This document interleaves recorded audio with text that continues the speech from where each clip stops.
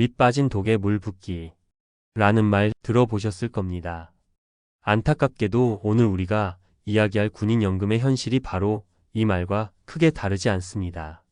군인연금 기금은 이미 수십 년 전인 1973년에 바닥을 드러냈고 그 이후 매년 막대한 국민의 세금으로 그 빈자리를 채우고 있습니다. 과연 이대로 괜찮은 걸까요? 국가의 책임은 어디까지일까요? 군인연금 기금이 고갈된 이후 국가 재정으로 적자를 메꿔온 역사는 꽤 깁니다. 보도에 따르면 2010년 이후 군인연금 적자를 보전하는데 매년 1조 원이 넘는 혈세가 투입되었고 2014년 한 해에만 그 규모가 1조 3,446억 원에 달했습니다. 최근 상황은 더 심각합니다. 기획재정부가 국회에 제출한 2023년부터 2027년까지의 국가재정운용 계획에 따르면 이 5년간 군인연금에만 무려 18조 9천억 원이 투입될 전망이라고 합니다. 한국경제의 분석에 따르면 과거 30년간 약 51조 원의 세금이 이미 투입되었다고 하니 그 규모가 얼마나 막대한지 짐작조차 어렵습니다. 도대체 왜 이런 상황에 이르게 된 걸까요? 여러 가지 이유가 있겠지만 다수의 언론에서 지적하듯 낸 돈보다 많이 받아가는 구조가 핵심 원인 중 하나입니다. 국민연금이나 다른 공적연금과 비교해보면 군인연금은 상대적으로 젊은 나이에 전역하고 바로 다음 날부터 연금을 받기 시작합니다. 국민연금 수급 개시 연령이 65세인 것과 비교하면 상당한 차이죠. 여기에 더해 기금 운용 수익률 또한 낮다는 점도 문제로 지적됩니다. 헤럴드 경제에 따르면 2012년 기준 군인연금의 운용 수익률은 3.05%로 국내 4대 공적연금 가운데 가장 낮았습니다. 이러한 요인들이 복합적으로 작용하면서 기금은 빠르게 소진되었고 재정 부담은 눈덩이처럼 불어난 것입니다. 이런 상황은 우리 개개인에게도 결코 남의 이야기가 아닙니다. 평생 성실하게 세금을 납부해 온 50대 후반의 김영수 씨를 한번 생각해 보죠. 김 씨는 국민연금으로 월 80만 원 정도를 받으며 노후를 계획하고 있습니다. 그런데 최근 뉴스를 통해 군인연금 적자 보전에 매년 수조 원의 세금이 들어간다는 사실을 알게 되었습니다. 나도 국민연금으로 노후를 빠듯하게 준비하는데 우리가 낸 세금이 이렇게 특정 연금의 적자를 계속 메우는 데 쓰여도 괜찮은 걸까? 김 씨의 한숨에는 허탈감과 함께 깊은 의문이 담겨 있습니다. 한편 19년간 나라를 위해 헌신하고 곧 전역을 앞둔 40대 초반의 최소령은 어떨까요? 그는 군인연금을 받으며 제2의 인생을 꿈꾸고 있습니다. 하지만 연일 보도되는 군인연금 기금 고갈 문제와 개혁 논의에 마음이 편치 않습니다. 내가 받을 연금은 정말 괜찮을까? 국가가 약속한 대로 끝까지 책임져 줄 수 있을까? 밤잠을 설치는 최소령의 불안감은 결코 가볍지 않습니다. 물론 공무원 연금이나 군인 연금은 정부가 그 지급을 법으로 책임지도록 명시되어 있어 흔히 진짜 연금이라고도 불립니다. 국가안보라는 특수한 임무를 수행하는 군인들의 헌신에 대한 국가적 보상이라는 명분도 분명히 있습니다. 하지만 그 법적 책임이 지금은 막대한 국민 세금 부담으로 이어지고 있고 이 부담이 고스란히 우리 아이들 미래 세대에게 전가될 수 있다는 심각한 우려가 커지고 있습니다. 비즈한국은 지금의 제도가 그대로 유지된다면 2050년에는 무려 3조 9천억 원의 국가재정 보전금이 필요할 것이라며 이는 명백히 후세대의 짐이 될 것이라고 경고했습니다. 국가의 약속은 물론 중요합니다.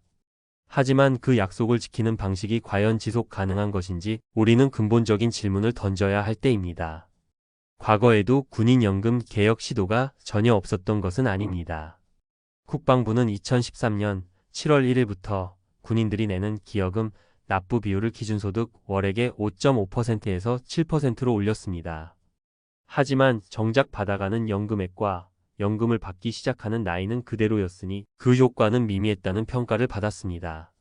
그런데 최근 국민연금 개혁 논의가 사회적 화두로 떠오르면서 군인연금을 포함한 특수직 연금 개혁의 필요성도 다시금 수면 위로 떠오르고 있습니다.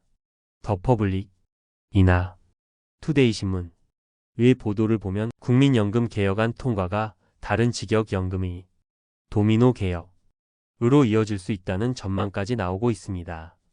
이는 더 이상 군인연금 문제도 외면하기 어려운 상황임을 분명히 보여줍니다. 자, 그렇다면 시청자 여러분, 우리는 무엇을 고민해야 할까요? 나라를 지키는 군인의 헌신과 희생에 대한 사회적 존중, 그리고 그에 합당한 보상은 분명히 필요합니다. 많은 분들이 군인은 국가 안보의 최후 보루라고 말씀하시는 것처럼 말이죠. 하지만 지금의 군인연금 운영 방식이 과연 미래 세대에게 감당하기 어려운 짐을 지우는 것은 아닌지, 국가 재정의 지속 가능성이라는 큰 틀에서 합리적인 수준인지 우리는 함께 머리를 맞대고 고민해야 합니다. 국가의 책임은 어디까지이며 모두가 동의할 수 있는 지속 가능한 시스템을 만들기 위한 사회적 합의점은 과연 무엇일까요? 이 문제는 단순히 특정 집단의 이익을 넘어 우리 사회 전체의 미래가 걸린 중대한 문제입니다. 희망을 이야기하기 위해서는 현실을 직시하고 준비해야 합니다. 과거의 사례에서 보았듯이 단기적인 땜질식 처방으로는 이 오래된 문제를 근본적으로 해결하기 어렵습니다. 국민연금 개혁 논의처럼 군인연금 역시 사회적 대타협을 통한 구조 개혁이 절실합니다. 여기에는 군인들이 내는 돈의 비율을 현실에 맞게 조정하고 연금을 받기 시작하는 나이를 늦추며 받는 액수를 조정하는 등 다양한 방안이 논의될 수 있을 겁니다. 물론 군 복무의 특수성, 즉 위험을 감수하고 잦은 이사와 격오지 근무를 하며 상대적으로 이른 나이에 정년을 맞이하는 등의 어려움은 충분히 고려되어야 합니다. 그러나 동시에 재정 안정성을 확보할 수 있는 합리적인 방안을 찾아야만 합니다.